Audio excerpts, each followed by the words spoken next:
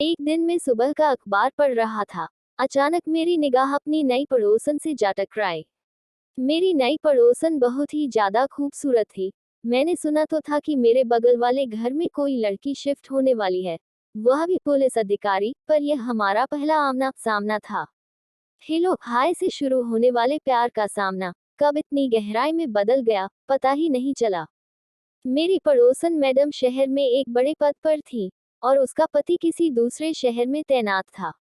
उसके पति का आना जाना कभी कभार ही होता था। पड़ोसी होने के कारण हम एक दूसरे को खूब समझते थे।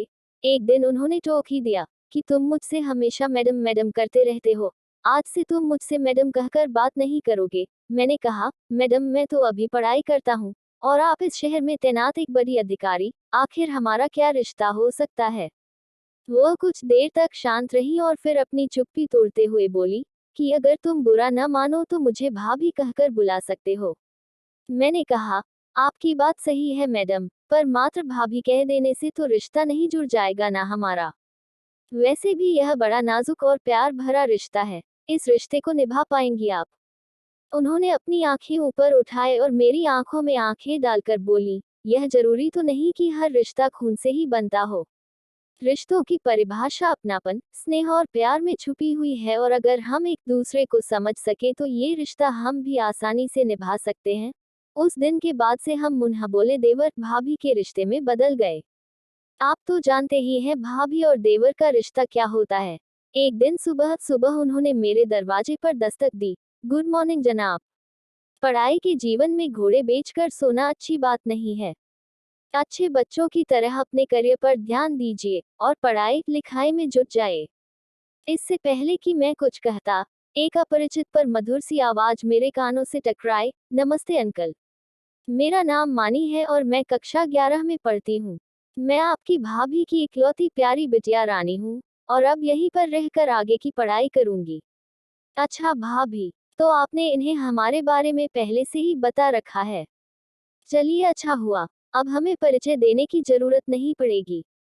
तो ठीक है, हाथ मिलाए और आज से हम दोस्त हुए। अच्छा अंकल, अब आप बताएं आपको कौन सी चॉकलेट पसंद है। अभी अंकल से कायदे से परिचय भी नहीं हुआ और तेरी फरमाइशें शुरू हो गई। भाभी ने कहा, आप इसकी बातों में मत आइएगा, क्योंकि खाने पीने को लेकर दोस्ती करने में ये काफी तेज है। अरे, तुम दोनों के चक्कर में मेरी चाय भी ठंडी हो गई। अच्छा तुम जल्दी से फ्रेश होकर आ जाओ तो एक एक कप गर्मागर्म चाय हो जाए। वक्त के साथ मानी मुझसे काफी घुल मिल गई। वह मेरे खाने से लेकर बाहर जाने तक का हिसाब किताब रखती। जब कभी भी मैं देर से आता तो मानी दरवाजे पर खड़ी होकर मेरा इंतजार करती रहती, और जब तक मैं खाना नहीं खा लेता, वो कुछ नहीं खाती। उसकी मम्मी भी बहुत खुश थी कि मानी को बोर नहीं होना पड़ता। पर मानी के दिल में क्या चल रहा था उससे मैं और उसकी मम्मी बिल्कुल अनजान थे। वैसे कुछ सोचने का कोई कारण भी नहीं बनता था। भाई कुछ भी हो, मानी बहुत ही अच्छी लड़की थी। अगर आपकी भी कोई ऐसी लव स्टोरी है तो आप मुझसे जरूर शेयर करें। Loudly crying, loudly crying, loudly crying.